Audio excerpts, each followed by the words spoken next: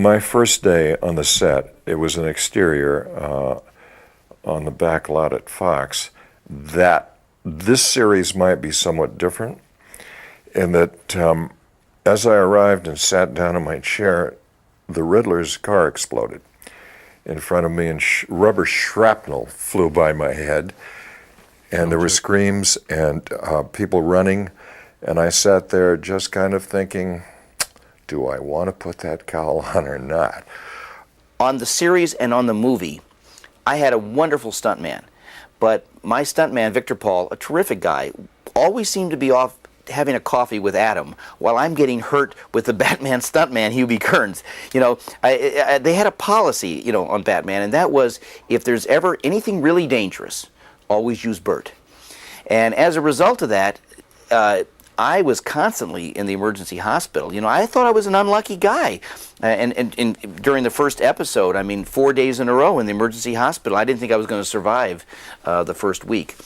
I think that we had a marvelous prop department and special effects department. They did get a little overzealous from time to time.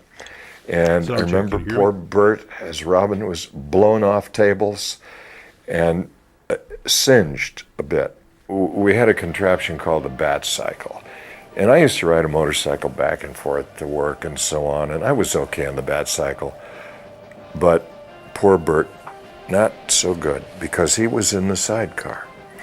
And you see, Batman would push a little button and give an order, whatever, and that sidecar was then rigged, we thought, to go in a certain direction and end up at a certain point. It very seldom did that. So Bert would be screaming and white-knuckled.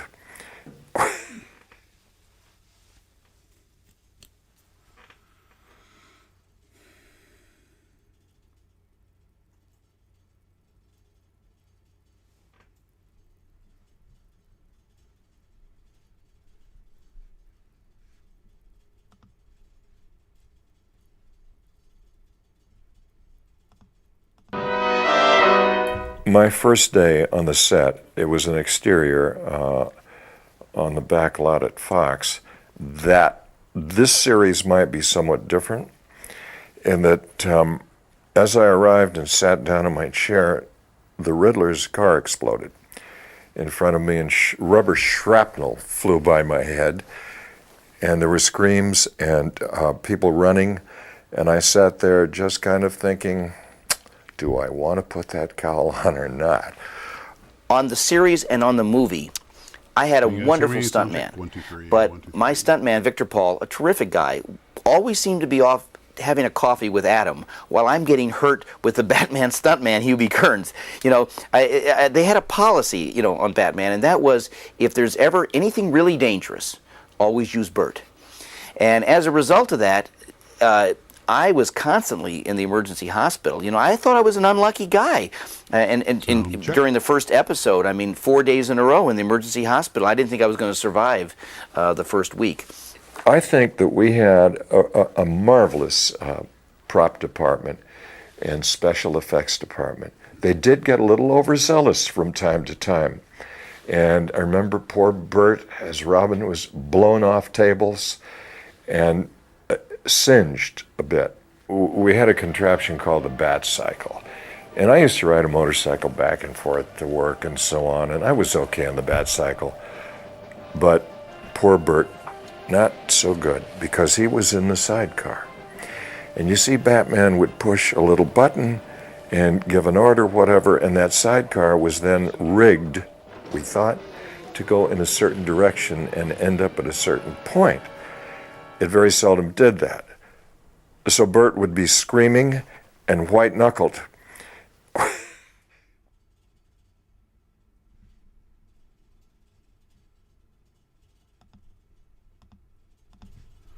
All right, 1, 2, 3. Let's see if we are going here. Can you guys hear me? Use my trusty dusty cell phone as a backup. Hello all. Am I coming through? Branca Tower, Branca Tower. Ah, Okay, I can hear. I can hear. We have sound. We have liftoff. Okay. Gosh, all kinds of cool stuff. Hey, everybody. Glad you could make it. Hello to the Glue Trooper Empire. All hail styrene. Ah, great, John. You made it. Well, John, you're here. I wanted to make sure you were here. I hope you saw the clip I was just airing.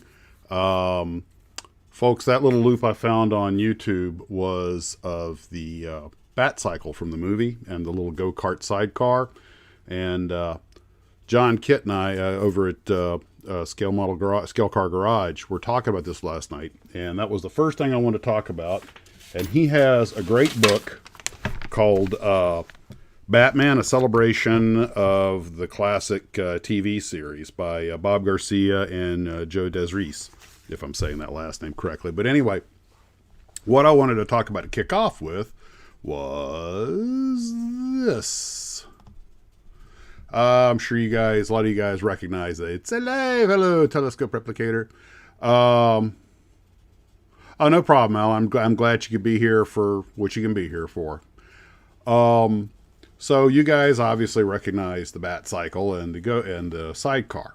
Now, John was reading an excerpt out of the book. To start off with, I did not realize that apparently, and not surprisingly when I think about it, when I look at it, this is a Tom Daniel design. And although most of us know Tom Daniel for his models, just his time at Monogram, Rommel's Rod and the Red Baron car and everything, apparently he also designed this, the Bat Cycle. And I have not been able to locate a model of this one, but there are a couple things about this I thought we'd all find interesting. You can modify, because I think it was a BSA, so you could modify an existing one. It'd be perfect for some sort of vacuum form work or something. But if you look at Robin or Dick Ward, or Burt Ward, I mean, and played Dick Grayson. That little thing he's in, as you saw at the beginning, is actually a real honest-to-God go-kart. And if you didn't have to catch the little opening bit, I'll play it again in a minute here. The Sidecar of Doom, that's a good name for it. Apparently, although it was a stuntman that drove the thing, Adam West did actually ride the motorcycle. He was a very avid motorcyclist. So he did operate the motorcycle. They had a stuntman in the little go-kart. And apparently the thing, you can see how small it is. It was virtually impossible to steer. And they had to rev the engine up on this thing, get the speed up, so when they did that little ejection, the tires were pre-spun. And apparently it was about I think it was Tom Daniel himself called it the kamikaze machine. And apparently after they got the thing built, and John, correct me if I'm getting part of the story wrong, but TD, Tom Daniel, actually got to operate the thing as far as from where they built it out to the trailer and managed to brush the side of the garage and put a dent in it that they had to pound out. Okay, Garfield, I didn't have a chance to look it up because I got sidetracked with other things today. There may have been a Bat Cycle. I'm not sure if it was this one because they had another Bat Cycle that was built on a Harley Davidson. So there are actually a couple of them in the movie, in the TV show. But the go-kart to me is the part I always found interesting. And just for kicks and giggles, let's watch that loop one more time. So the folks are just getting here, see what I'm talking about. I'm sorry I didn't have a chance to trim it down to the very end. This is only a couple, about 3 minutes long. My first day on the set, it was an exterior on the back lot at Fox, that this series might be somewhat different in that as I arrived and sat down in my chair, the Riddler's car exploded in front of me, and rubber shrapnel flew by my head, and there were screams and people running, and I sat there just kind of thinking, do I want to put that cowl on or not? On the series and on the movie, I had a wonderful stuntman, but my stuntman, Victor Paul, a terrific guy, always seemed to be off having a coffee with Adam while I'm getting hurt with the Batman stuntman, Hubie Kearns. You know, they had a policy, you know, on Batman, and that was if there's ever anything really dangerous, always use Bert. And as a result of that, I was constantly in the emergency hospital. You know, I thought I was an unlucky guy. And during the first episode, I mean, 4 days in a row in the emergency hospital, I didn't think I was going to survive the first week. I think that we had a marvelous prop department and special effects department. They did get a little overzealous from time to time. And I remember poor Bert, as Robin was blown off tables and singed a bit. We had a contraption called the Bat Cycle. And I used to ride a motorcycle back and forth to work and so on, and I was okay on the Bat Cycle. But poor Bert, not so good, because he was in the sidecar. And you see, Batman would push a little button and give an order, whatever, and that sidecar was then rigged, we thought, to go in a certain direction and end up at a certain point. That's the part I was talking about right there. It very seldom did that. So Bert would be screaming and white-knuckled.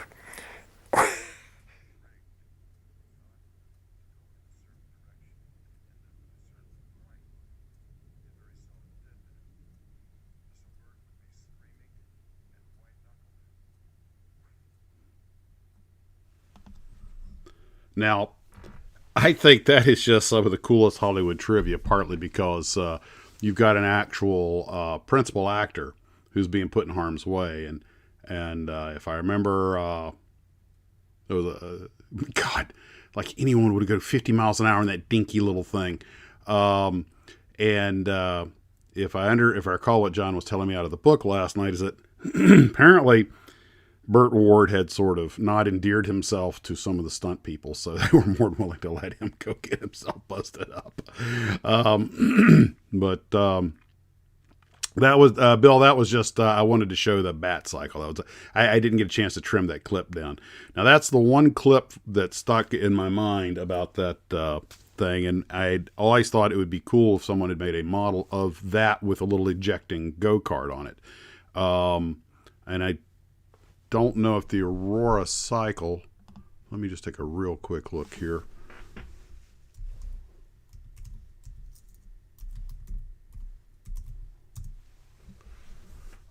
Yeah, it does look like it has a sidecar with it.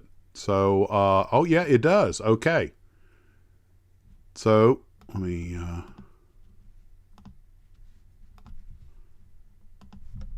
if I'd had 5 minutes more, I could have gotten this ahead of time. Let me just real quick bring that up. Let's go here.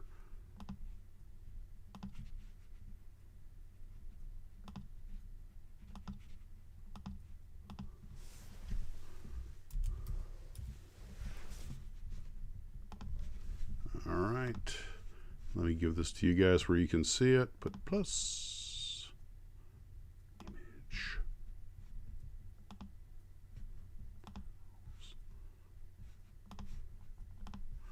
And there we have it. Now, I never saw this kit before. It's a new one on me, but apparently you guys are familiar with it. And I think that's actually a pretty bloody good likeness. Has anybody out there built this kit? It is cheesy fun. Who broke my arm playing Batman H6? Yeah. Riddler. Okay. Robin wasn't the tough guy by choice. But good Lord, I wonder what that kit would get today. I'll bet it is not cheap. Now, there's something. You guys might want to start sending some fan mail to Atlanta, so maybe we'll put that back in production. I wonder if the little go-kart pops out. But apparently that was a real little kamikaze machine. But that is the actual, not the kit, but the motorcycle. The whole design is a Tom Daniel design. So there's another one for TD. He never mentioned that, or that he'd actually ridden the thing. But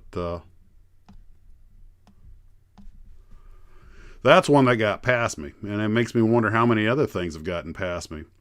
Well, as far as like these really cool kits, that as much time as I spent going to the hobby shop and everything, you know, especially in a small town I was from, no local store ever carried a full catalog. So we were pretty lucky to get what we got. As a 1 to 19, well, that would explain it. I would imagine that was probably even an expensive kit back then. Now, the thing that brought that up was I was talking with Andy Anchus, and he's pretty sure that of all the vehicle tie-ins, and he sent me a whole bunch of stuff, this was probably the very first tie-in of a television car with a kit model, because the 50, this, you have to remember when this came out, the television was new and plastic models were new. But it's very possible that this Dragnet car by Ideal was the very first plastic kit model tie-in with an actual show, which I just thought was an interesting, an interesting bit of history. And I certainly haven't been able to find out anything that's tied to a show that came out before it. And Andy's pretty sure that that's got to be it. And of course, it led to just a host of car models that came after that.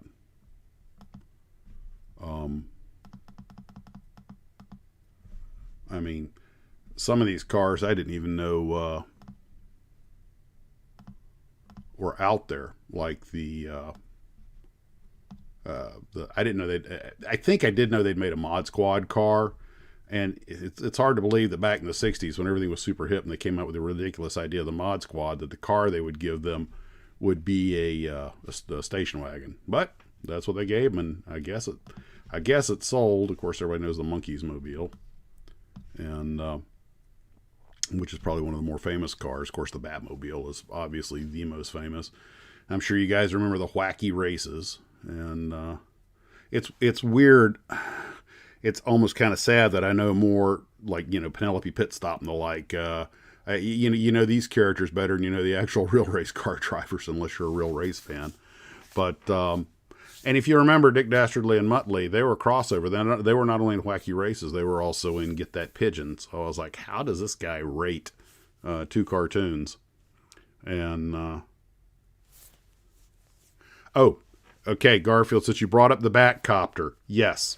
Let me show you a picture of something you guys probably have not seen. I meant to preload this. Let me go get it. Speaking of the Batcopter, let's see if I can find it real quick. Okay, where is it? One of the problems is that occasionally I rearrange this stuff to make it more easier to get to, and then of course I forget what I put something under.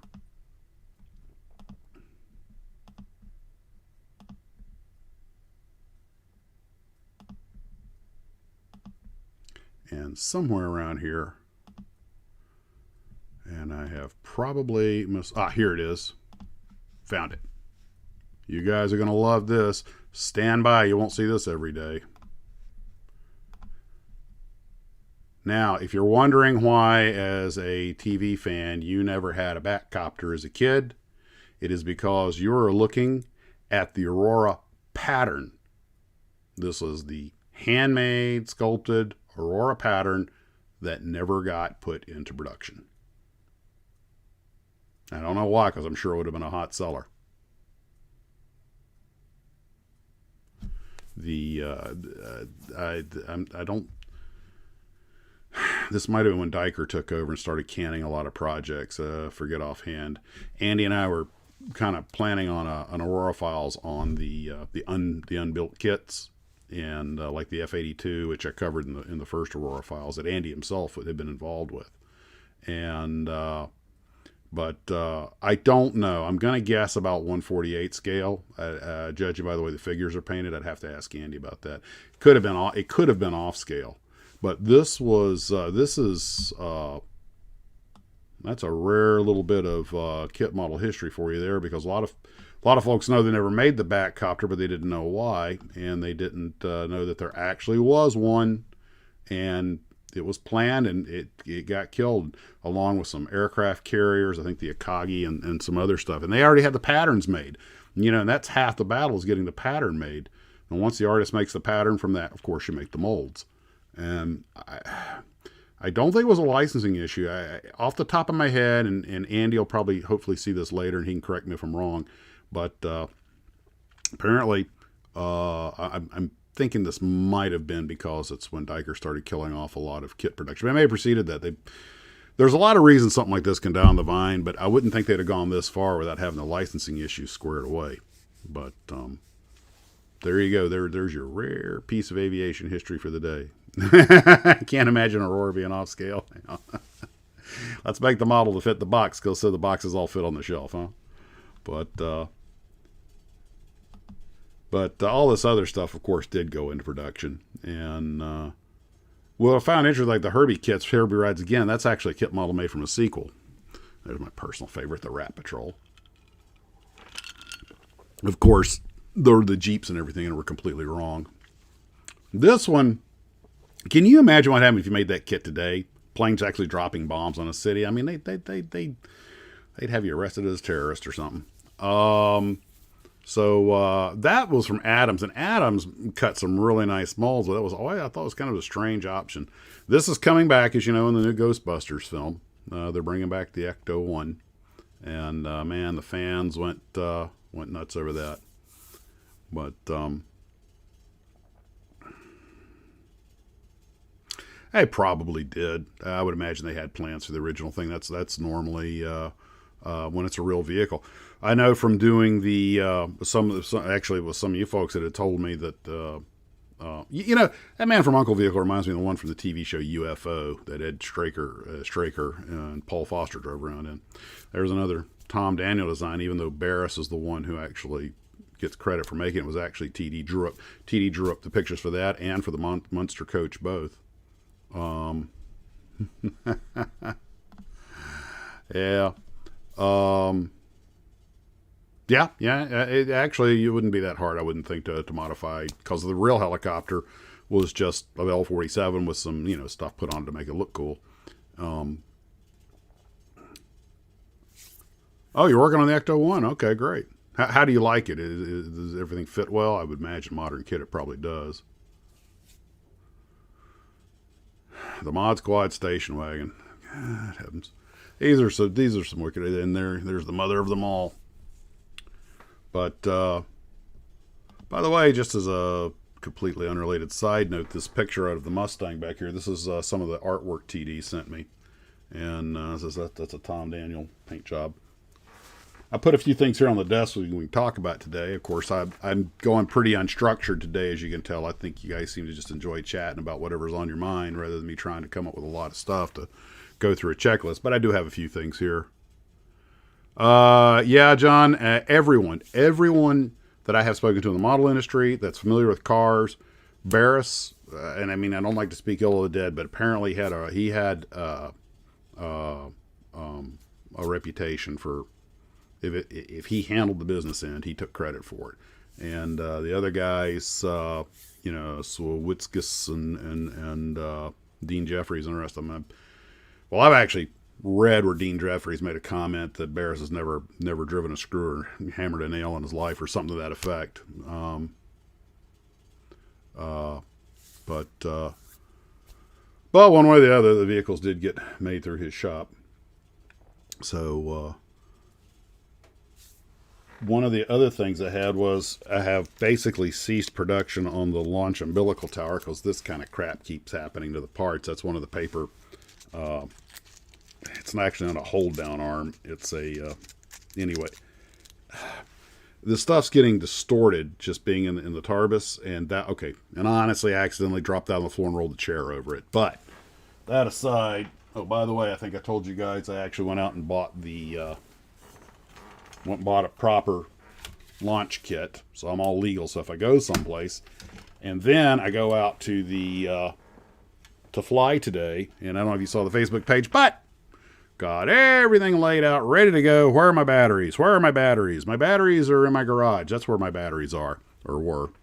So I did have my drone and got some aerial footage of the other guys flying, and we only had about a 300-400 foot ceiling. It was pretty foggy today.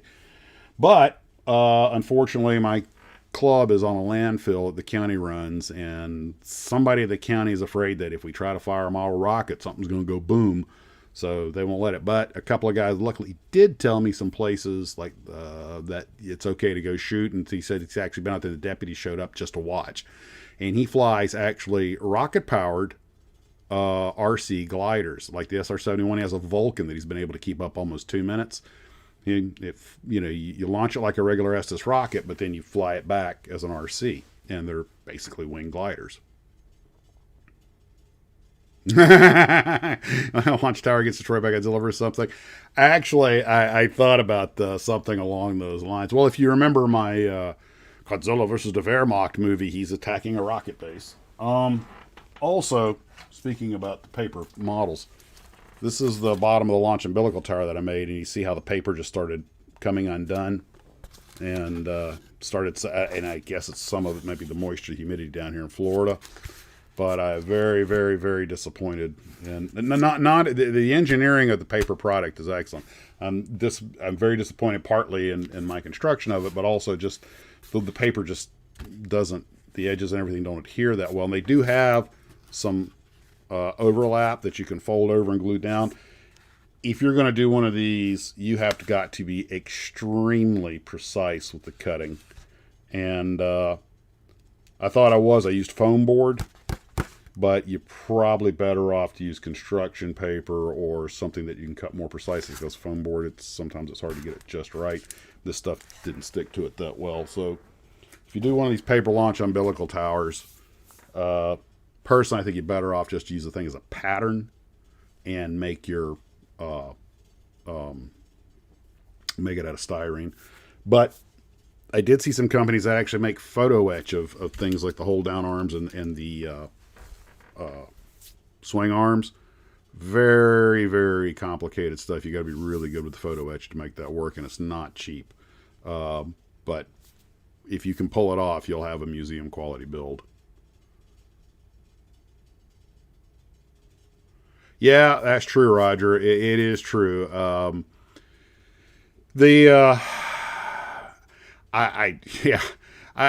not sure what their concern is, but the county actually told them no rockets. I mean, that was specifically covered. I don't know why. Well, I'll find a place, Chris. There's a couple of places that they talked about that aren't near anything. They're big open fields. They're public property. As long as there's nothing going on there. I mean, don't try to go out on the weekend. When they use when the property's empty in the middle of the week, nobody cares. I found one thing. I actually used Google Maps to look for a place to go launch. Helps if you don't say shoot or fire.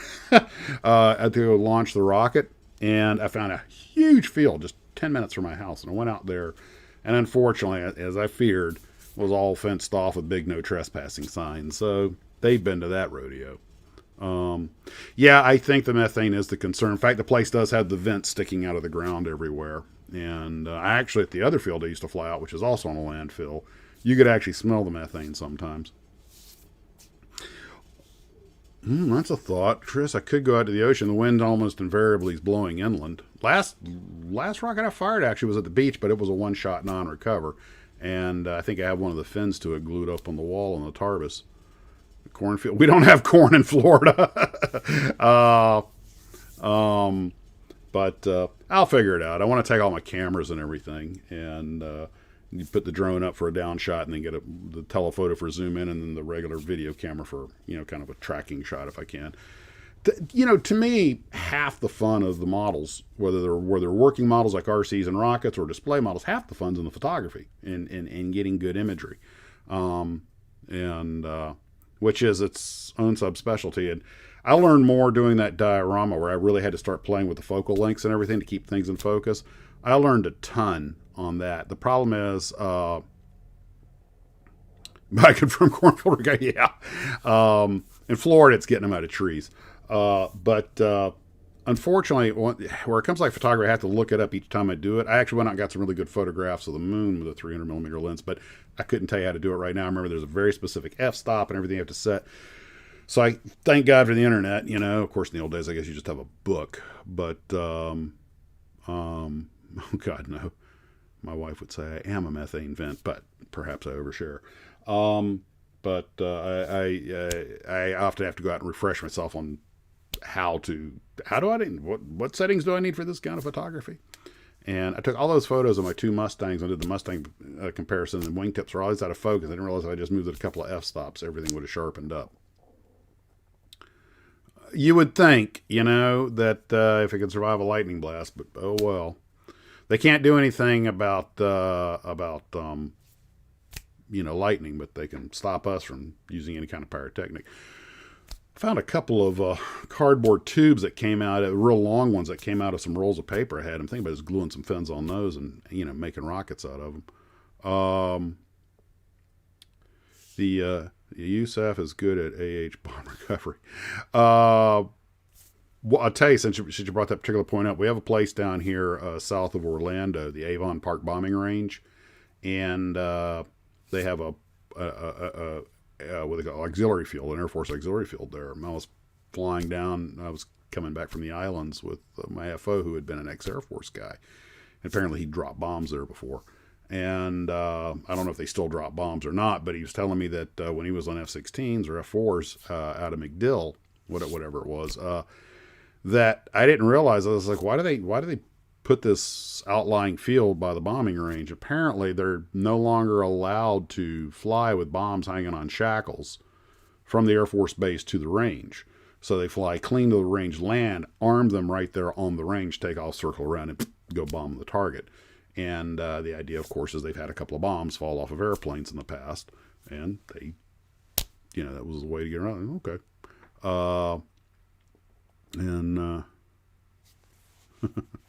Rocket dog hunters.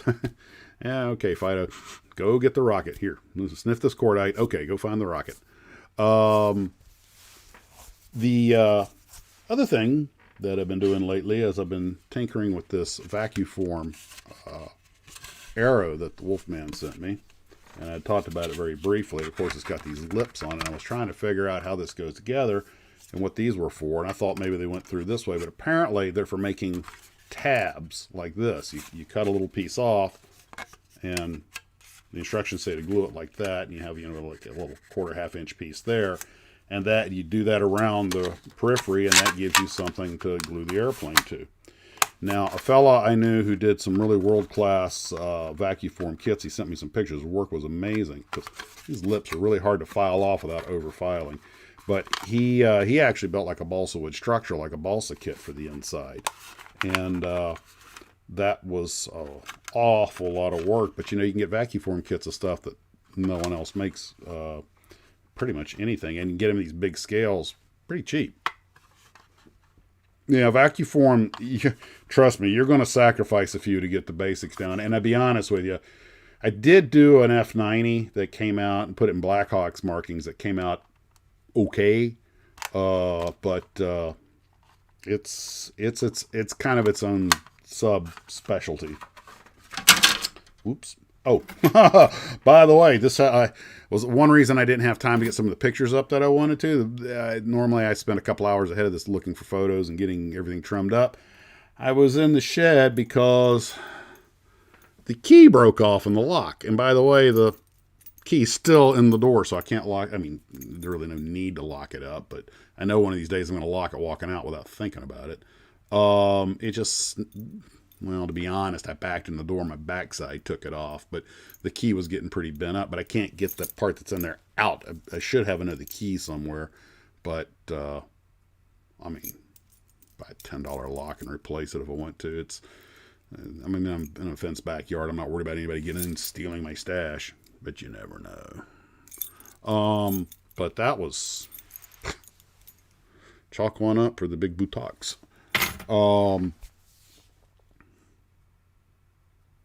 Oh, you had the Aurora dropping bombs kit? Somebody did one of those or something based on it recently that I think might have made Fine Skill Modeler magazine or something. I've never seen a picture of it.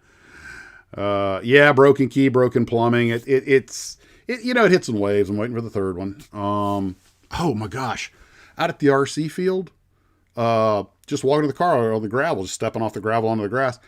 The gravel, I guess it was because it was misting out a little bit. It was a little wet, and my left foot went out from under me, and that's the one I had replaced. And the first thing went, no, not the new hip. But I caught myself. But I was like, man, it's that easy to have, I can't afford any enemies. I mean, because I'm it seems like I'm just my routine day-to-day activity. I'm taking my chances. Yeah, really. So I can't believe that I waited this long to get these little stands. And by the way, guys, if you didn't already know it, when you buy the stand, it comes with 2 of them. Okay. And I didn't see you guys' comments about putting paper over it until after it already started. So, of course, these have already gotten christened. But I always thought, well, maybe for 1 or 2. Man, there's nothing you can't grab with these things so far. I've been able to grab everything. And I'm just tickled pink with these things. I think they're the best things in sliced bread. I'm just sorry I waited as long as I did. I think you'll like it. And they've got all these little settings in here. So you can have the thing like this, or in about 10 seconds, you just pick another set of holes. Whoops. Okay. Let me set this on the table. Do this properly.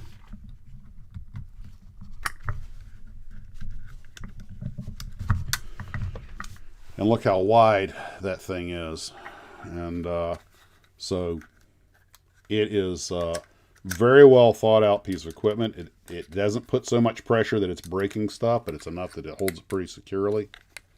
And as he said in Casablanca, I think this is the beginning of a beautiful friendship.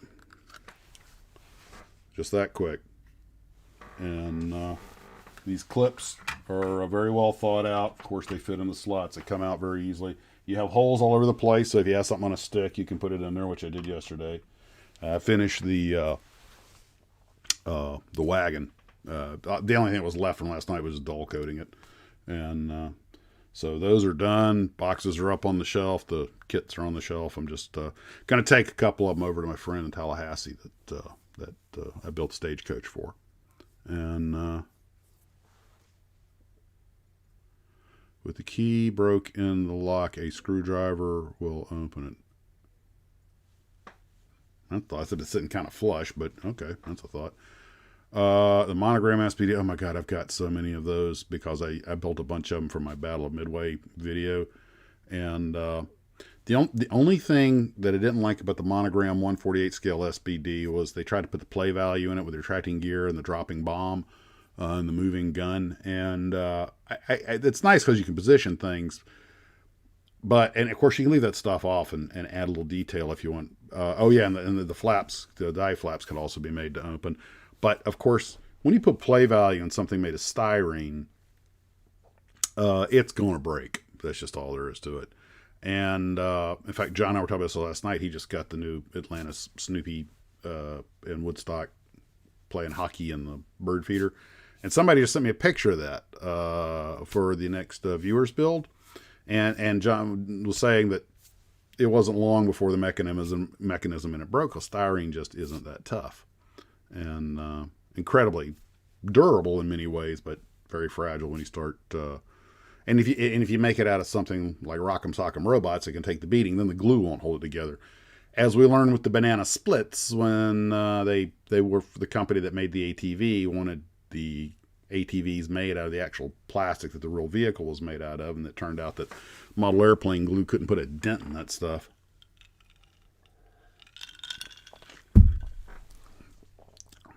Accurate update available for the Estes Mercury rocket paper wrap. Yeah, absolutely. I got a feeling I'm probably going to buy another one of these Redstones, and I'll tell you why. This one, of course, I had to put the tubes on the side, which had to stick out a little bit because of the capsule. I better not reach over and I'll knock something over like I always do. But that's there's the redstone right there, and there's my Polaroid. There's just a little set dressing.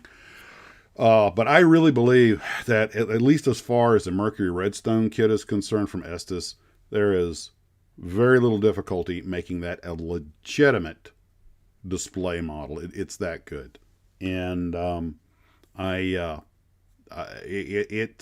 they also have the Little Joe also, which I'm not quite as interested in that, but I might get one anyway. I'm not sure, but I think I just kind of accidentally got back into model rocketry. Well, oh God, do not do the Banana Split song, for God's sakes, please. That thing, earworm gets stuck in my head. I'll never shake it. Yeah, the Monogram. Well, when Monogram started making, they'd already had the Snoopy kit in the shop with Camel before the Mattel thing, but Mattel was pushing them for play value, so that's why you started seeing more of the stuff that had the play value in it. But again, back to what I was saying, the Redstone, the Estes Redstone, especially with that wrap on it, you can make a legitimate display model out of that. I mean, there's, even the way I've got it rigged up to flight, and the fact that I've built it very quickly at a lot of rough edges, it still looks good from a few feet away, and you can make one that could stand. If you wanted to hand paint a few things instead of using the stickers, just, for whatever, you could do that too, but I don't really think it's necessary. I'm very impressed with that. They did a great job. A lot of research went into that. You can tell, a lot of care, because the people. If you think that's the way till you see mine, okay. I know a couple of you guys are big time rocket makers, and I've seen some of your pictures. You do beautiful work. The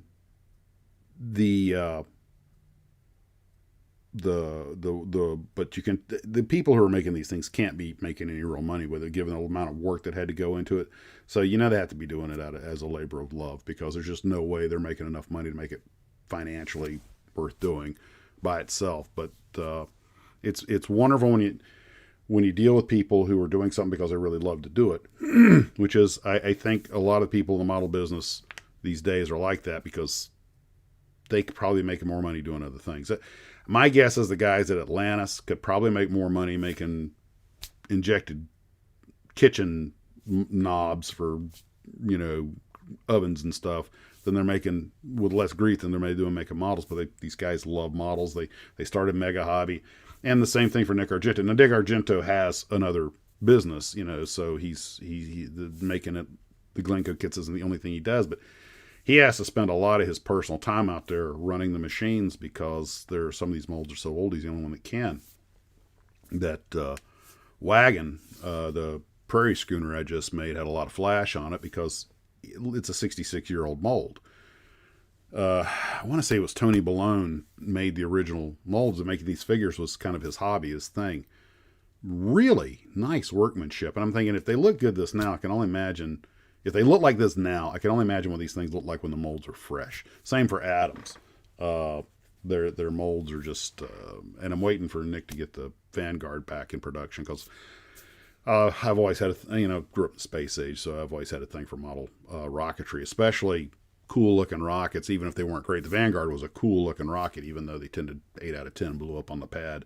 But hey, they were colorful. By the way, side note, Danger Island. Yeah, I remember that. Who remembers the other one on Saturday mornings, Barrier Reef? With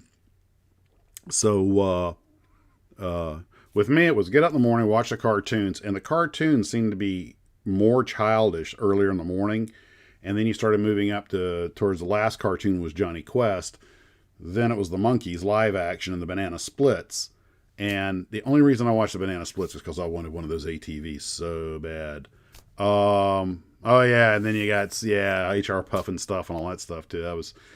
Somebody was on acid. But anyway, dude, Lidsville is one I did not watch. I was like, okay, the shrooms are getting to be more than just a metaphor here. HR Puff and stuff, can't get a little because you can't get enough. To be honest, I was never sure if that character was a boy or a girl. Space Ghost. Now, Space Ghost had such an impact that now it's what Space Ghost Coast to Coast or whatever. I mean, they're using this stuff to meme itself. Oh, great. Now I'm going to have these songs stuck in my head all day. Oh, I brought this on myself. Who am I kidding? I love it. Lancelot, Link, Secret Chip, da, da, da. And every time I had an airliner, it was an Old West Jet Commander. Since you said it, I'll tell you that Witchy Poo.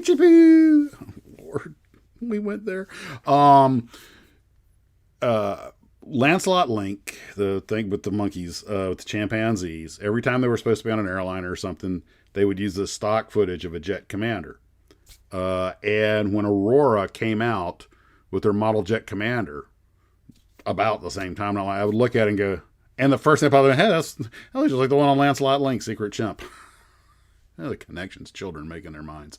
Oh, well, Rich, I can actually answer that. There's a thing called the law of primacy, which means the things learned first are learned best. When you're kids and your brain is a sponge and you see this thing every week, it sticks. And there was an episode of, what was that TV show? I think it was CSI with Bobcat Goldthwait as a comedian who commits murder, but he hates the audience. And he gives an example. He says, how many of you know the second stanza to the national anthem? Most of them can muddle through the first and they don't realize there's multiple. Nobody.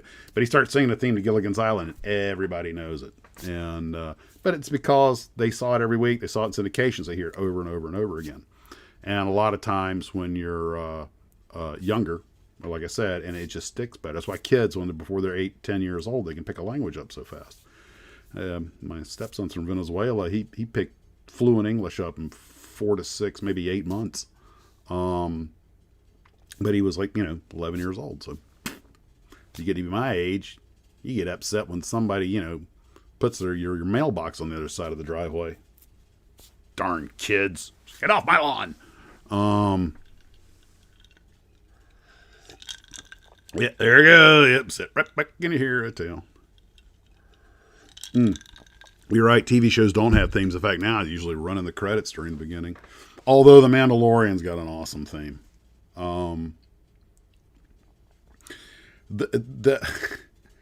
I have seen so many spoofs done of The Mandalorian, and I'm waiting for that 1/72nd scale Razor Crest from Revell to come out because I am getting that. I'm gonna be that idiot that pays too much money for it so I can have it tomorrow, and you will all know when I get it because that will be the opening thing. Look what I got, yay! Yeah, Hogan's Heroes. I'm just reading a couple of comments here. That's where I'll start. DS9 did have a beautiful, and so did Voyager. They both had beautiful theme songs, and of course they ruined it with Enterprise, in my humble opinion. I mean, you don't sing, you don't have lyrics in a Star Trek opening. Music wasn't that bad, but unless it's anything could happen in the next half hour, that's different. Well. You don't have words in a Star Trek opening. Yeah, Fireball or Jerry Anderson production, absolutely. But I mean that's like having words in the opening of Johnny Quest. No, just let the jazzy riff do its thing, man. Yeah, that's right, baby. And they're blowing stuff up when it happens. So I have a feeling. And I'm assuming that they're paying some pretty substantial rights to get it. That I have a feeling that we're hopefully going to see some more Star Wars kits from the Mandalorian series come out, but we'll see. A lot of it will depend on how well it does. And yeah, there's a 3-part documentary on the making Johnny Quest out there on YouTube. That I forget who made it. The guy apparently it's not. I mean, it's very professionally done, but apparently it was just a fan who made it. But man, he had so much information. He talks about the musicians and that beginning trombone riff that moves so fast was deliberately written by the guy kind of as a joke because he knew there's no physical way to move a trombone slide from end to end that fast. And he was just laughing watching his band try to do it. And everybody thought it was cool, so it stayed. I wish I was a spaceman. Okay, I promise you guys I wouldn't sing anymore. Don't touch that dial. Do not adjust your set. We have taken control of the horizontal. We have taken control of the vertical. Okay. In my school, you had to know the lyrics to F Troop. The end of the Civil War was near when quite accidentally. What? I promise I won't sing, and then I go and do it. I'm not lying. I'm just wrong. I will check my email. Thank you. Thunderbird, yeah. Thunderbird 2 total.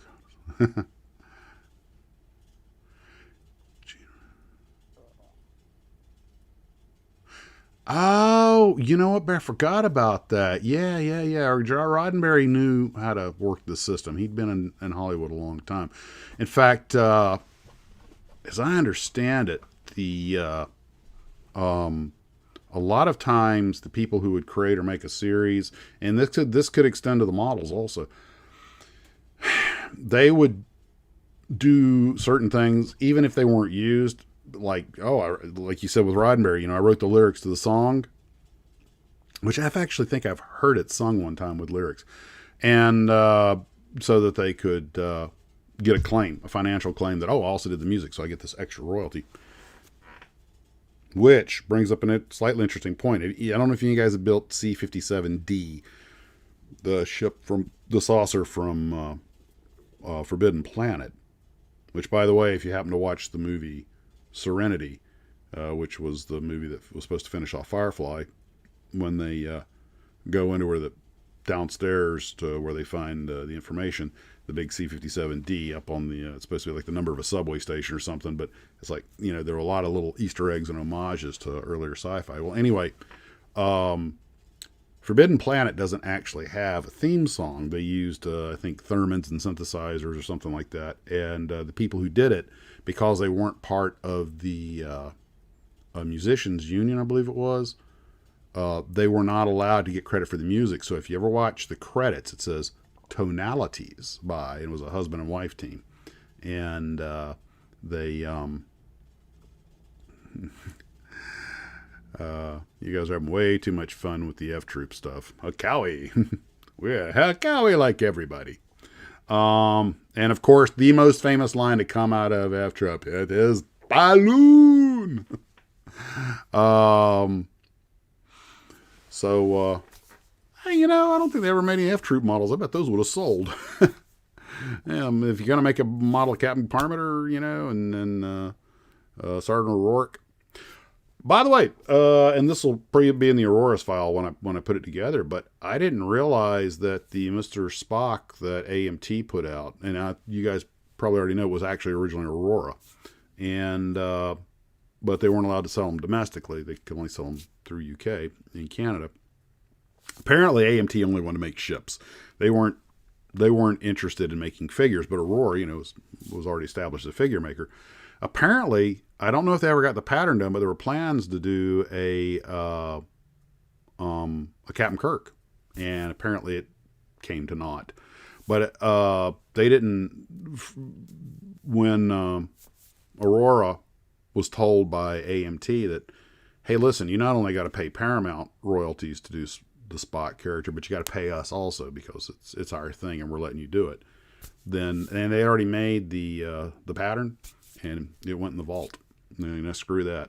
And then after the show was off the air a couple of years later, like 72, that's when the Aurora UK execs saw it and said, hey, we could make that, and they were able to sell it in the UK.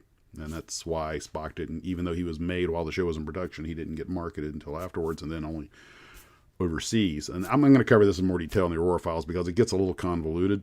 Andy was giving me a bunch of details. In fact,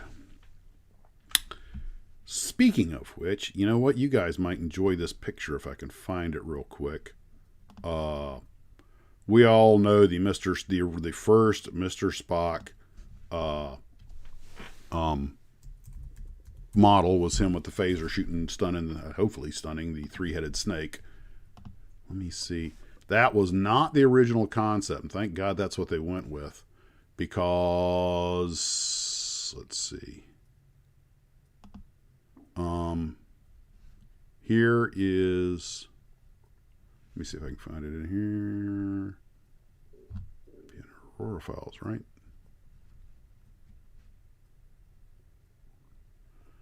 Oh gosh, where did I put it? Oh, good heavens. I was just looking at this a little while ago. I know I downloaded it somewhere.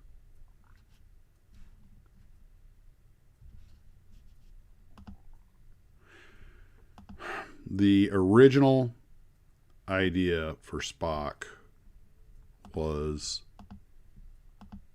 to have him basically sitting down with his hand in his pocket.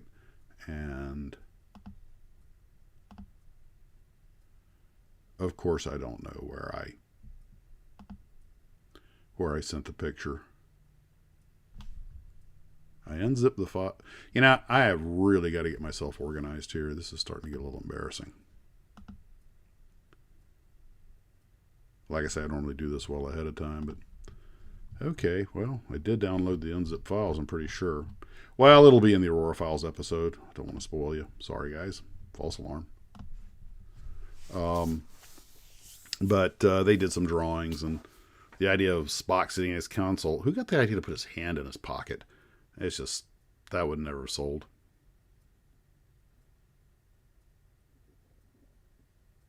Three-headed snake was an allegory for the NBC network executives. I like that. Hey, it may be true.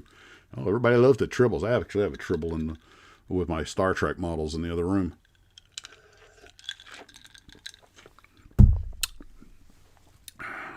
Yeah, didn't anybody ever get promoted to major? Well, they did have, I don't know if you guys remember the TV show Major Dad, but like on the season finale or the series finale, they promoted him to Lieutenant Colonel. Godzilla and then the alien creature. Yeah. You know, you pretty much, if you're talking about the Spock with the phaser, as one, yeah, where he's stunning the three-headed snake. By the way, some of you guys noted that when the movie came out, that the new Mr. Spock was not very accurate. That is because they took the same mold and modified it. They got rid of the phaser, they got rid of the snake, and tried to modify the uniform to look correct and just use the same mold, or a mold made from the same mold, but I think it was the same mold. And so it was just, I've got a couple of Major Matt Masons. Man, those things have gotten expensive. Which, by the way, they had the Mexican ones, which were made for a much longer period of time, which used to be considered just cheap knockoffs, although the coloration was a little different on them, it was build quality was the same. But, or this is my understanding, but even the Mexican ones have gotten expensive. And that's something, you know, as we get older, our generation kind of going back to that stuff. And yeah, that's right. Carter did get promoted. In fact, if you guys ever watched Stargate, Samantha Carter started off as a major, got promoted to light colonel. In fact, she was, I think she was one of the better characters, you know, that Hollywood's put out. That you know, not a Mary Sue or anything. She's a person who evolved. You know, that's the kind. I think that's one reason that show lasted so long. Was because, you know, you have these strong female characters that are completely believable. They're smart people. They're likable, and none of that Mary Sue nonsense. Kirk went to Admiral. That's right. Spock became a captain. Scotty became a captain, and everybody got it more miserable as they got promoted. But then what was the TV show MASH? They dragged the Korean War out for 8 years, the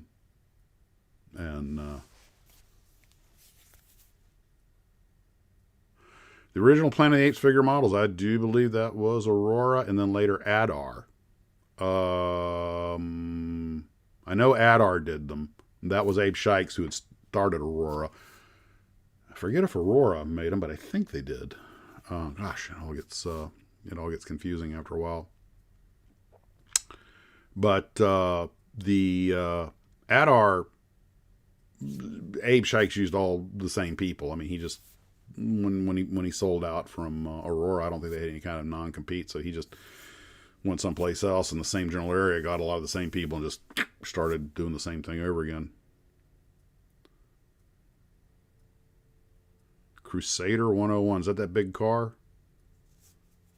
That's for those guys. If you Scale Model Garage has a series on some of the toys as well as the slot cars. He's got some of these huge cars that are. You should go watch those videos. He's restored a bunch of them too. Actually got them running. They're some really impressive. And these toys were expensive even back when they were new. Really some impressive. I didn't even know that kind of stuff existed. I mean, we're talking about some big cars. You can pretty much put a small enough kid in one here, go drive around. One Man Army. Route 66. Yeah, 1/6 scale. And and they were careful to make it enough like the cars you're familiar with that you can identify with it, yet they didn't actually make an actual existing car, so there's no royalty arguments. And one of the problems I had with Planet of the Apes was because of my age and everything. When I went to the theater, the very first Planet of the Apes movie I saw was the second one, which was Beneath the Planet of the Apes, I believe. So I had not seen the first one, and then I saw it on television later, and the second one made a lot more sense. And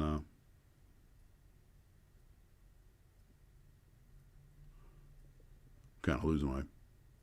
We just saw the episode where she zapped herself to a parallel universe.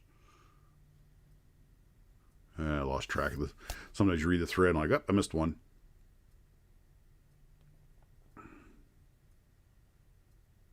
Oh, yeah. Actually, that's not an L-39 in the poster. That's a British Hawk. That was a gift from one of the viewers. He sent me a couple of I got a couple of calendars. And I basically hung that there just before I did this, just so there wouldn't just be a big blank spot by my head.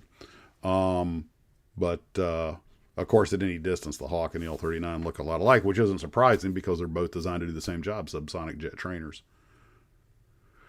Yes, in fact, Kirby Grant, who he had the T-50 Cessna Bobcat, bamboo bomber, with the locking tail wheel, and then when he went to the 310, Cessna saw to it he had a new 310 every year, and they pretty much, I think, gifted him one till his death. And ironically was killed in a traffic accident leaving a shuttle launch. And he was going to be one of the guest speakers. Oh, God. A bad day for...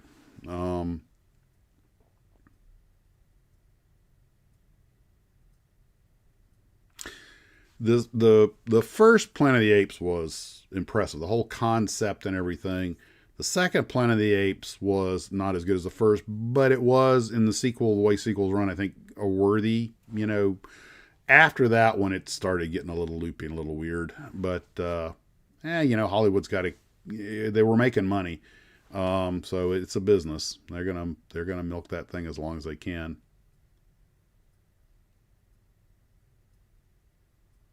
Amigo superheroes, yeah.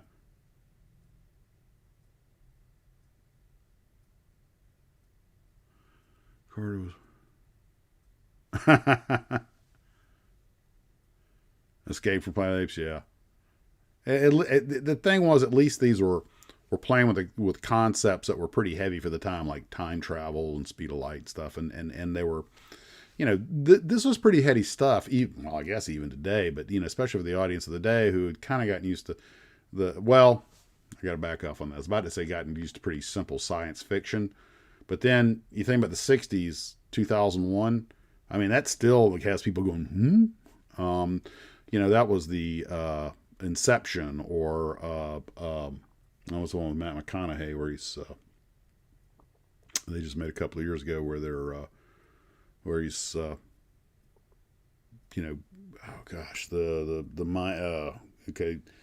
DiCaprio did Inception, and then McConaughey did the space flick.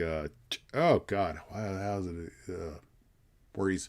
Where they're playing with time because of the speed they're going through and everything, but they actually tried to stay with some scientific reality. So, the Spindrift, oh yeah, from Land of the Giants. Interstellar, thank you. Gosh, brain fart. They were trying to deal with some fairly heady concepts. So when they did 2001, when they did Interstellar, did Inception, and to a lesser degree even Contact.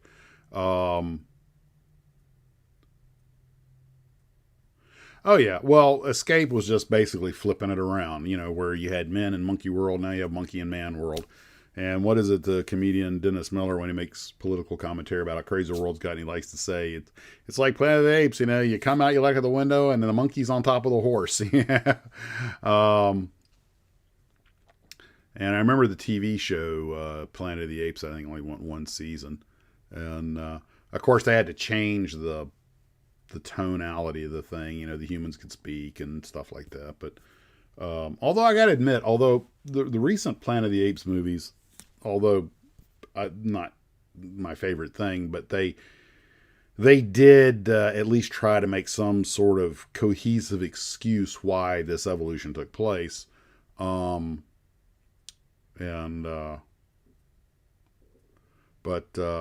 the thing about Planet of the Apes was, of course, it was all real prosthetics, but yet these guys could emote to a certain degree through it. You could tell, when you saw him, you're like, that's Roddy McDowall, and they had a lot of great character actors, like James Whitmore Jr. and was it Maurice Evans? These guys, perfect voices. And when you put someone that kind of makeup, the voice is critical, as we learned with who? Darth Vader. Because I'm sure you guys have all heard the original recording with David Prowse, the late David Prowse's voice, and you're like, that's not very intimidating, but you could have James Earl Jones do the voiceover, and man, the ultimate villain is born. By the way, have any of you guys ever built a model Darth Vader? Because he's one of the few characters, because of mechanical features, that you could make. I'm sure you could make a really good styrene kit of him that would not lose anything. It's because we all know how hard it is to get a real look on the face of even a large scale. My wife does the dolls with the 16-inch dolls, and she makes some very lifelike faces, and it takes her, hours and hours and hours to get all the subtle details right, and there's no way you're going to do that at 110 or 124 scale. But then I see some of these guys that do some pretty amazing stuff at that scale, and I am thoroughly impressed.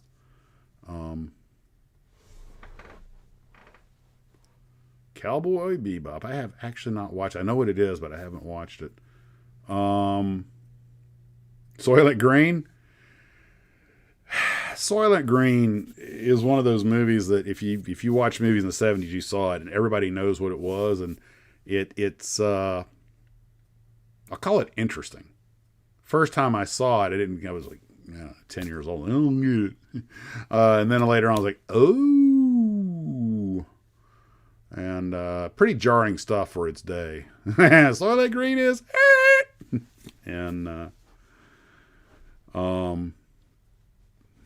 the last line of the movie.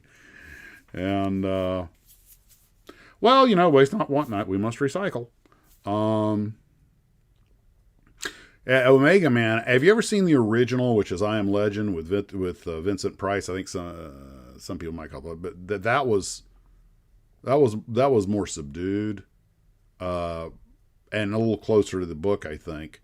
When I saw Omega Man, I was like, I wasn't really sure what the heck I was. Why when I figured it out, I was like, wow. Darth Vader. Buckaroo Banzai, yep. And all you got to do is get a Ford truck, and you can modify it. All you need is your oscillation. Oh, I forgot the name of that gizmo he had. Overthruster or something like that. The R-Blazers. Oh man, we're getting into getting into the Roger Corman territory now. That's up there with Death Race and Battle Beyond the Stars. A Boy and His Dog. Okay, roll without googling it. Later became a big star. Who was the lead actor in Boy and His Dog? You might say she had good taste. Tastes like chicken. It was Don Johnson. And The Last Man on Earth, that's it, which was I Am Legend, basically. I didn't realize it was an Italian production. That explains the whole messianic thing at the end. Yep, there you go, guys. Don Johnson, you got it. Yeah, Bondi has a Darth Vader kit. I've never built it, but for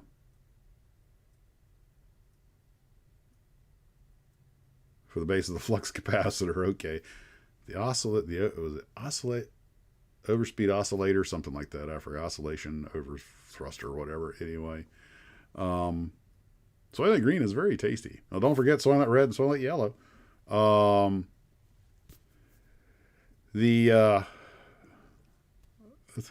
I have to admit, A Boy and His Dog was an interesting concept, and it was a real budget film, and it worked.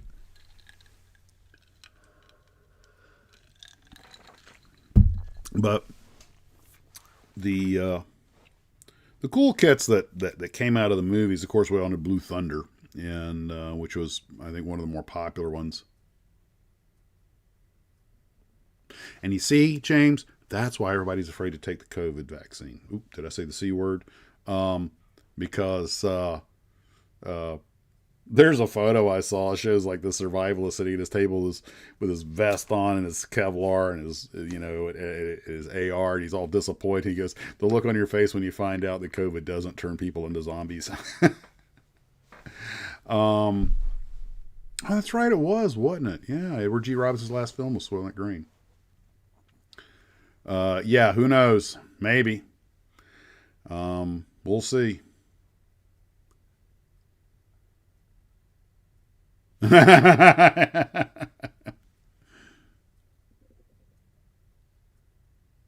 Yeah, you think about it. Let's see. Charlton Heston did Planet of the Apes, Soylent Green, the Omega Man, and I think you have one other that dealt with, pretty much end of society. Oh, Jenny Agutter and Logan's Run. Yeah, I think she later did American Werewolf in London, too. And, which, if I'm not mistaken, somebody made kit models of the characters from American Werewolf from London. I'll forget who. Don't think it was Aurora, because I think we're gone by then. Cygnus Black Hole, and it's a little robot they thought was going to be the next cutesy robot that didn't catch on.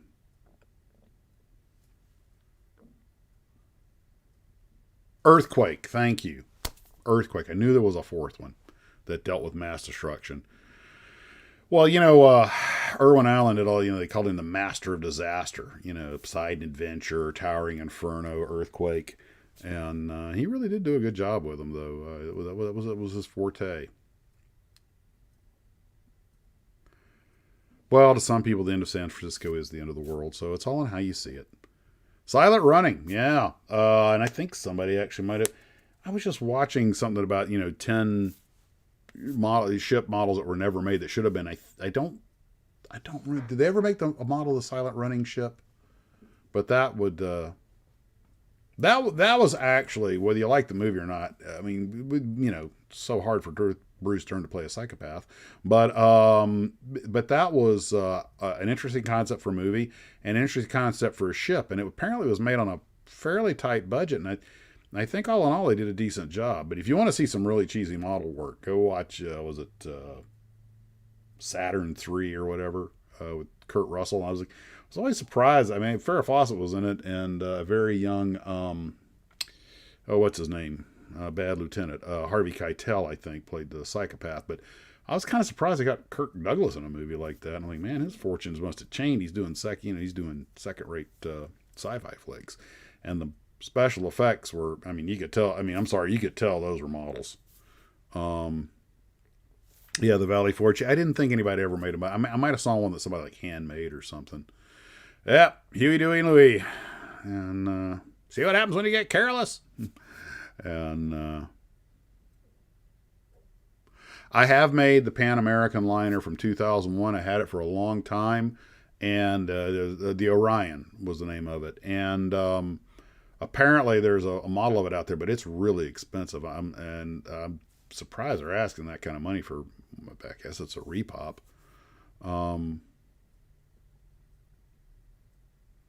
Actually, the Poseidon Adventure was the guy who wrote, I think it was originally a book or a short story, but the guy who wrote it actually went to, I want to say it was the Royal Navy, and asked, but I know he went to some maritime group for some reason. The Royal Navy pops in my head, and asked them under what conditions could an ocean liner capsize. And they said you'd have to have the following situation. So if you watch the movie Poseidon Adventure, the ballast pumps aren't working. They're going fast. They're only carrying about a third of the ballast they're supposed to, so the ship's unstable, which is why everybody's getting seasick, and they have the rogue wave. And under those conditions, they said it is conceivable for an older style. And it was an old ship of old design that it would be conceivable for it to capsize. And somebody made a model of Poseidon. I don't know if it was a kit model or if they kit bashed something else. I've only seen one. No, oh, wait a minute. I'm sorry. No. What I was looking at was actual studio prop. It's on display somewhere, or was, and somebody got some pictures of it. And I'm talking about the original one, not the CGI remake. That's one of the worst parts about using CGI is there's no actual model for people, movie buffs like us to view. That's one of the reasons, I've already brought this up, but that's one of the reasons that Jon Favreau wanted the Razor Quest to be a physical model, which was a lot of 3D printing, but they still had to hand build it. But he wanted it for that partly because when it was done, he gets the model because he's the producer. Clever. Yeah, they did use the Aurora spaceships in Ed Wood's Plan 9 from Outer Space. I think they let the little top jet motors off of them. But and one of those things, original from the movie, is still in a private collection today. Somebody has it. Apparently he has the bona fides to prove that this is actually one of them that Ed Wood used. And which is just cool. Frau Mund. Which, by the way that ship was painted, the way that model was painted, and as I said, this ain't no joke. That black and white paint scheme on the rocket from Frau Mund so impressed a lot of the young moviegoers who would later become the rocket scientists of Germany. That's why a lot of the test V2s were marked that way. They said it was for telemetry, and there's a legitimate argument to be made there, but the black and white and all that stuff was also partly because of the influence of Frau Mund, and that carried over to us, as you will notice in the Apollo and the Redstone. Okay? So that movie, when Frau Mund had an influence all the way up through NASA that really still exists to this day. And for that movie to be made when it was made, which, by the way, the literal translation of Frau Mund is the woman on the moon. Which is basically just a love story of jealousy set on an early space program. But that movie, for its time, was an incredibly intelligent film for the era that it was made in. I mean, we're talking about a silent movie. But then so was From the Earth, the original From the Earth to the Moon, too. Not the little goofy movie that was made by the little French filmmaker. I'm talking about the actual story. I mean, they said they were being shot out of a cannon, which is something they played with, but it was down in Florida, and they talked about trajectory and how they jettisoned stuff, but it would stay with them out in space. I mean, some of these guys were trying to deal with real facts. A waterline Poseidon. Yeah, you put it upside down and you just got a pond. I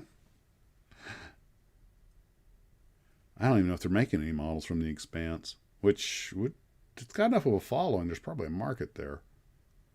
Of course, you've got companies like Alan Urey's Fantastic Plastic and Anagrand that make a lot of stuff you're not going to find anyplace else. They're only getting about 50 shots to a mold because the way they do the resin kits, where they got to redo the mold. But that's one reason they're so expensive. Everybody seems to love George May's land yacht, that super fast yacht, cool yacht he had. Okay, so Fantastic Black has a Rocinante and the Razorback. Okay, see, that's how I was going to go, is it? That you usually have to go to people like that to get those sort of things done. But they're there. And Alan ran into some trouble when he started making the Millennium Falcon, especially when he did it 1-144, because then I think it was NPC or somebody decided to do it, and then when they found out he was doing them, he got a cease and desist. Yeah, they're not cheap. It cost him $5,000 on average to cut a master, and now he can reuse the master, but the molds still cost quite a bit to make, and they only get about 50 shots out of them. And you really want to get one of the first 35, one could argue.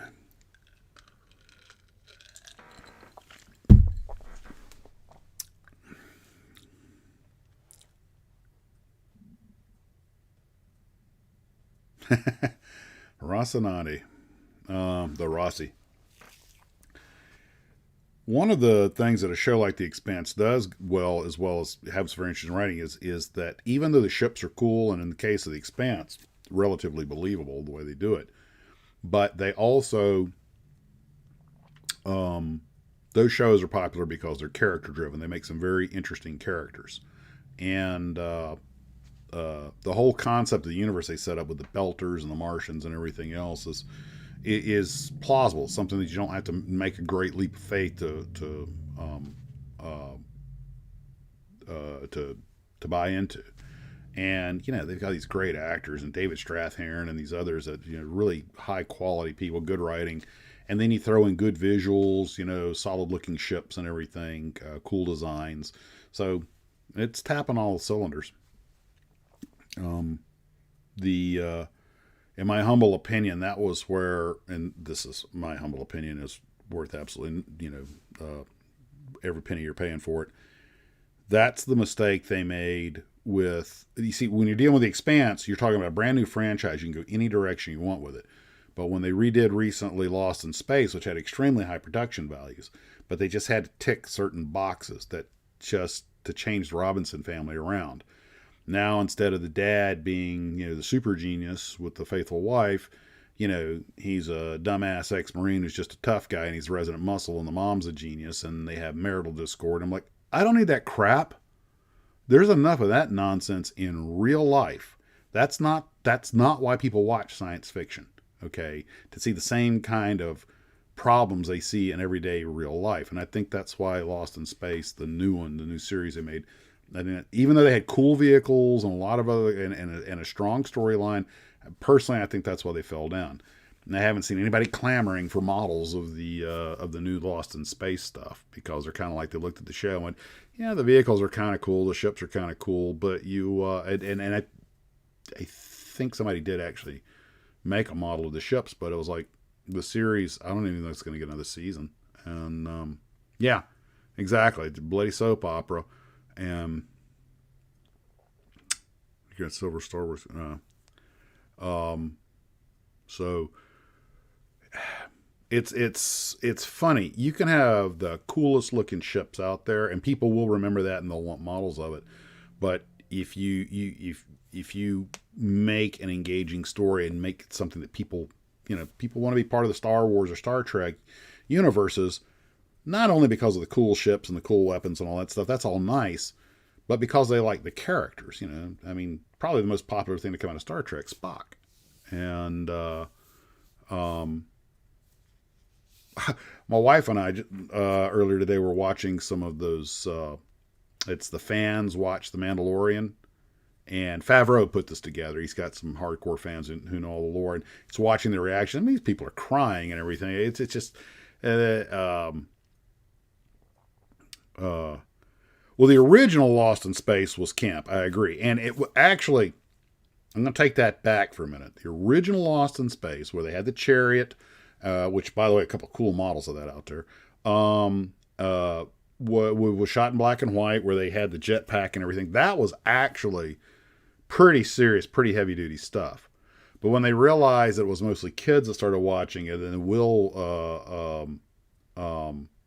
was he and the robot were, kind of becoming the focus, then they wrote it down to that audience, and then it became camp. This new one went the exact opposite way. They tried to have a heavy tone, which is okay to a point, but they just got down to family dysfunction. And I was like, come on, man, that's not science fiction. That's just, like you say, it's a soap opera. I watched watch The Guiding Light. Oh God, I'm telling myself. The Guiding Light, The Edge of Night. Are those even made anymore?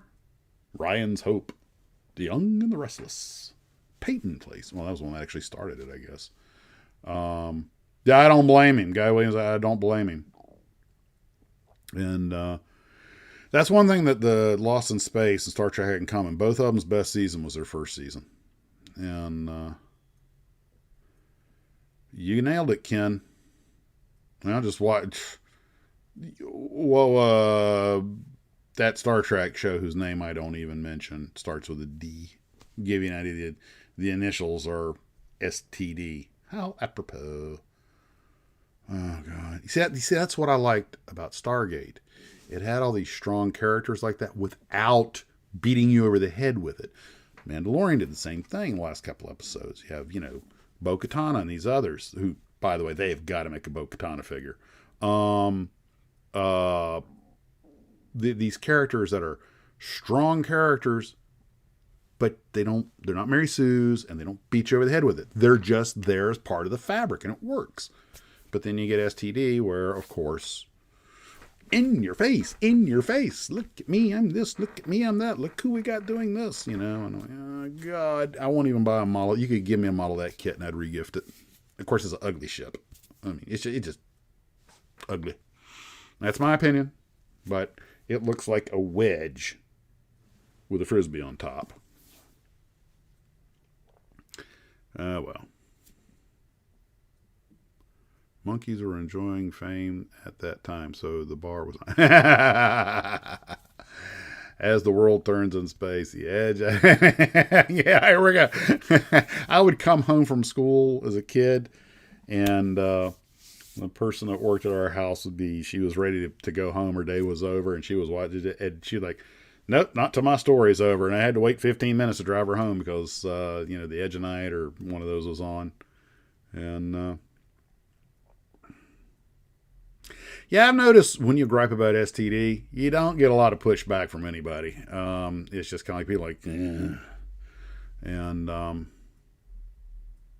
well, I don't know if you guys are familiar with Nerdrotic or Midnight's Edge, but both of them are science fiction, channels. The guys talk about it, and I can't disagree with what they're saying. They never cease to pound on those shows, but I can't disagree with them. So, I ain't seen Pigs in Space. There's their space drama at its best, by golly. What was that captain's name? Link something? Farscape models. I don't know, but that would be a good one to do. Make a model of Moya.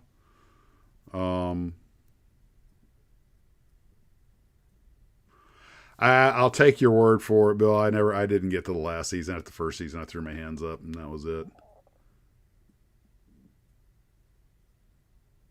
Space Family is good.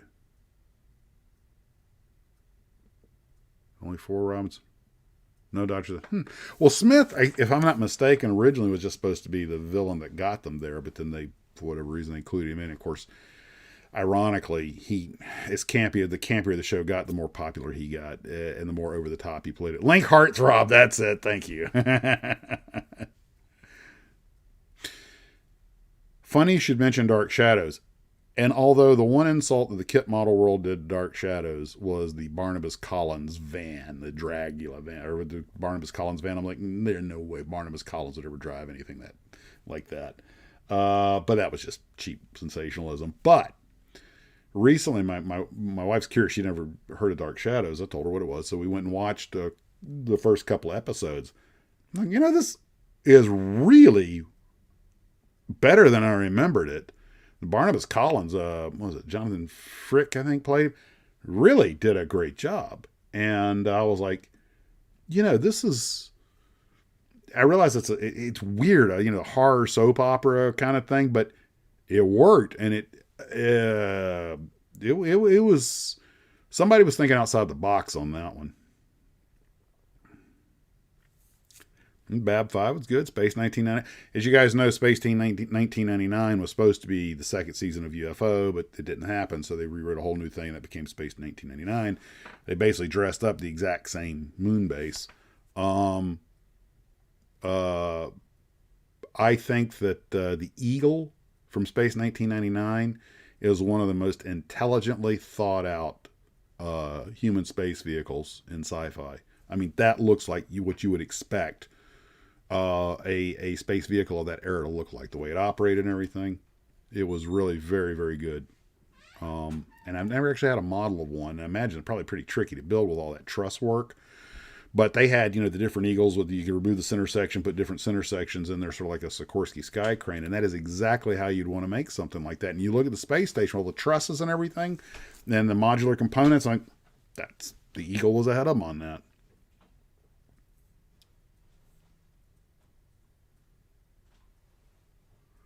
Oh, was it? Yeah, the 32 shot. Okay, that's what it was. The panel at NBC. Yeah, Frid. Thank you, Jonathan Frid.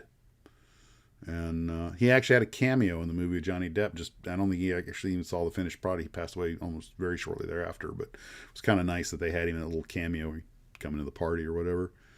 Oh my God! Wow, the Barnabas game, man. Now we're going back. Okay, how many of you ever had a Billy Blastoff? Mm-hmm. Mine had the 2 batteries, ran around a circle, hit the stop of the track, and then the rocket and fired, spring-loaded rocket.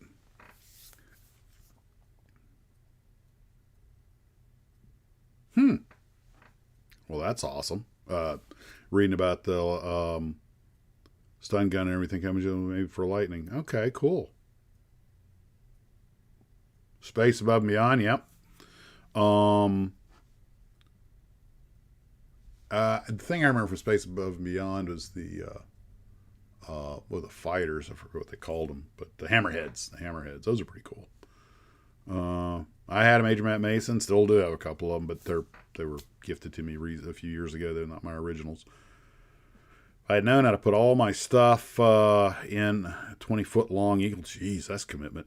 If I had known what they'd be worth, I'd have put them all in a box somewhere. Had to stick with it. And I was happy to have it. But my favorite kits when I was a kid were definitely World War II aircraft. I found a lot of the early science fiction kits were, especially the real early Enterprises, were pretty problematic. But they always got the engine sag. But eventually they engineered that out of them. They're a lot better now. And who didn't? Angelique. But of course, the thing that with the model makers, when they stayed with machinery, they did fine. When they got into the figures, some of them worked out really well. I mean, obviously, especially for Aurora, but it looked like some of the figures they were making were just cheap cash-ins, and I shouldn't say the figures. Some of the stuff they tried to relate to figures. You had Barnabas's vampire wagon, which is nonsense. They just made very slight modifications of Monkey's Mobile and tried to make it Fonzie's thing. Then they had the Sweat Hogs with the Sweat Hog Dream Car. And trust me, I watched Welcome Back, Kotter. I never saw any of them with a car. And then there was there was one other that popped in my head that was equally ridiculous, but it was just like, the Hogan's Heroes, the Clink's Jeep. Like, Clink would not be driving a Willis. Or Hogan's Hero. Hogan didn't have a Jeep. He was a freaking POW, you know. And but you know, I get what they're trying to do. It's like when they did the Black Sheep Squadron. Everyone knew it was just the standard issue Corsair with a different decal sheet. And when they did the Zero, they actually showed pictures of the modified AT6s, but they had their standard 1/32 scale Zero in there. I'm kind of like, you'd probably sold more of them if you'd actually made a model of the AT6 converted to the Zero. Or such is my opinion. But you know, they're just trying to get people to buy the styrene. So they're going to do whatever, and the cheaper they can do it, you know, because it's a business. Yeah, the Ragnarok had absolutely nothing to do with it. It was their own thing, and the things are expensive now because they're rare. In fact, Aurora put out quite a few, and so did Hawk, like the Beta I, and a lot of that stuff was just now in Aurora's defense though, when they put out what they thought was a Russian nuclear bomber, which turned out to be the Myasheshev, which is crap as an airplane, but that they got that from Aviation Week. That was what everybody on this side of the Iron Curtain thought it was. So they made a model of it. So they get a pass on that one. And I kind of appreciate the fact that we're thinking outside the box. This is what a future vehicle may look like. And who knows? You know, time may prove them right. I'm just reading some messages here. Of course, you dig holes to make bunkers. Yeah. I have a Firefly, but it's like a Franklin Mint type. It's not a kit. But there are resin kits out there, and I think Fantastic Plastic has them.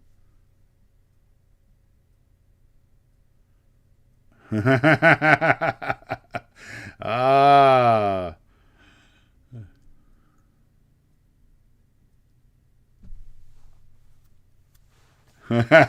Love it. Yeah, Ivanova got the best lines in B5.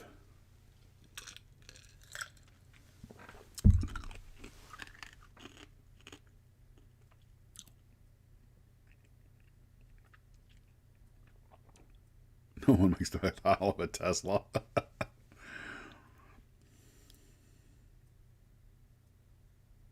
Yeah, the rights is always an issue, and you run into from a manufacturing standpoint. I had an opportunity. I can't throw out any names, but I had an opportunity to talk with a person who runs a kit model company, and I asked him to go through his average day, and I swear, half of his day is dealing with lawyers every day, day in, day out. And it's not only just about rights; there are a lot of other issues, everything from workman's comp to the royalties on the box art and blah blah blah, blah, and it just goes on and on and on. Or somebody's making their stuff without paying a royalty. It was just, and the other half, of course, is trying to keep the factory running. And if building models is fun, manufacturing them is a holy bloody nightmare. And well, guys, I have an appointment this evening that I have to get to. So I'll tell you what I'm going to do. I'm going to shut down on my end, but I'm going to leave this running for a little while so you guys can chat. I know you guys like to chat amongst yourselves for a bit. And I want to thank everyone for coming out today and spending some time with us. I can't tell you guys how much I appreciate this.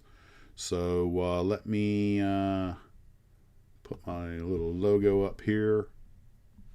And I want you guys to have a wonderful day. I want to thank you. And I will check my emails here shortly. And I will see you guys later. Be well. And model on!